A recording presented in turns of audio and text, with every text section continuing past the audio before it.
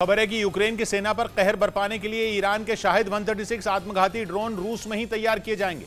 पश्चिमी मीडिया का दावा है कि ड्रोन को बनाने के लिए ईरान और रूस के बीच डील भी हो चुकी है। मतलब यह कि यूक्रेन के शहरों को खंडहर में तब्दील करने के लिए रूस बड़ी प्लानिंग कर रहा है।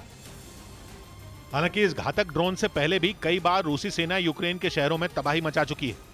10 अक्टूबर को शाहिद 136 ड्रोन से हमला कर रूस ने कीव समेत कई शहरों को दहला दिया था। ईरान के इस हथियार से पुतिन की सेना ने आसमान से इतनी मिसाइलें गिराई थीं कि पूरा यूक्रेन कांप गया था। मिसाइलों की मार से बड़ी बड़ी इमारतें ताश के पत्तों की तरह ढेर हो गई थी। शहर की सड़कों पर आग के गोले उठते दिखे थे। रूस का दावा है कि ईरान के शाहिद 136 ड्रोन के आगे पश्चिमी देशों के एयर डिफेंस सिस्टम तक फेल हो गए थे, जिन्हें यूक्रेन ने कीव की सुरक्षा के लिए तैनात किया था। और अब पश्चिमी मीडिया का कहना है कि यूक्रेन की सेना को धूल में मिलाने के लिए रूस ईरान के इस घातक हथियार को अपने यहाँ बनाने की तैयारी कर चुका है। और अगर इस दावे में जरा भी सच्चाई है तो ये ज़ेलेंस्की के लिए खतरे की घंटी है, क्योंकि वो ये बात अच्छी तरह से जानते हैं कि ईरान के इस ड्रोन की ताकत के आगे पश्चिमी देशों से मिले बड़े से बड़े हथियार भी फेल हैं, जिसे रूस अब तक ईरान से मंगवा रहा था। लेकिन अब दावा किया जा रहा है कि ईरान की मदद से शाहिद 136 ड्रोन रूस में ही तैयार किए जाएंगे, जो यूक्रेन के लिए किसी बड़े खतरे से कम नहीं है, क्योंकि ये ताकतवर ड्रोन बम से लेकर मिसाइल तक दाग सकता है। और तो और ये दुश्मन के ठिकानों पर खुद भी एक बम की तरह फटता है। इसकी इन्हीं खूबियों को देखकर रूस ने बड़ी संख्या में ईरान से इसे खरीदने की डील की थी।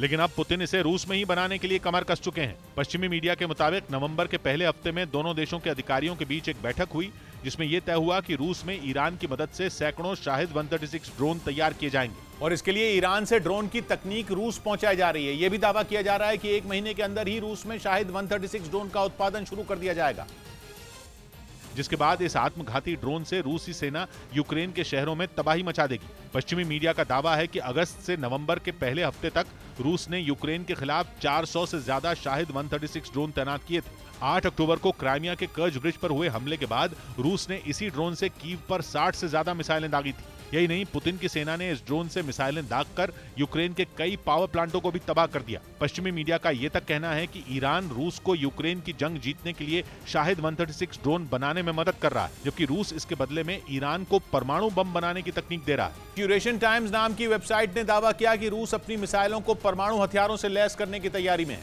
खबर है कि उसने अपने मिसाइल यूनिट को भयंकर तबाही मचाने के लिए तैयार रहने के आदेश जारी किए हैं, ताकि जरूरत पड़ने पर यूक्रेन पर बर्बादी का बारूद बरसाया जा सके।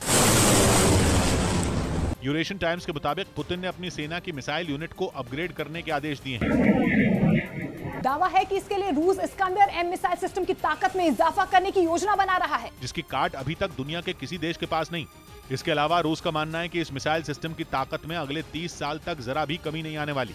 यही वजह है कि वो अपनी सेना को भारी मात्रा में इस्कंदर से लैस करने की तैयारी में है, जो दुश्मन के ठिकानों पर भयानक तबाही मचाने की ताकत रखता है, क्योंकि ये मिसाइल सिस्टम 500 किलोमीटर दूर तक सटीक वार कर सकता है। इससे निकली मिसाइल एक बार टारगेट सेट होने के बाद दुश्मन के इलाके को बर्बाद करने के बाद ही रुकती है। ऐसा इसलिए क्योंकि ये कम ऊंचाई पर उड़ते हुए रडार सिस्टम को भी आसानी से चकमा दे देती है। यही वजह है कि 2014 में पहली बार इस्तेमाल हुआ ये मिसाइल सिस्टम अब तक रूस का अचूक हथियार माना जाता है। खबर है कि रूस की सेना को चारों खाने चित करने के लिए फ्रांस ने यूक्रेन की सेना को कई ताकतवर और घातक हथियार दिए, जिनमें एयर डिफेंस सिस्टम और मल्टीपल रॉकेट लॉन्चर शामिल हैं, जो जल्द ही रूस के खिलाफ युद्ध के मैदान में उतार दिए जाएंगे। यूक्रेन की सेना पहले ही नेटो देशों से मिले घातक हथियारों से रूस की फौज को मुंहतोड़ जवाब दे रही है, और उन्हीं हथियारों की मदद से उसकी सेना ने रूस को खैरसौन छोड़ने को मजबूर कर दिया।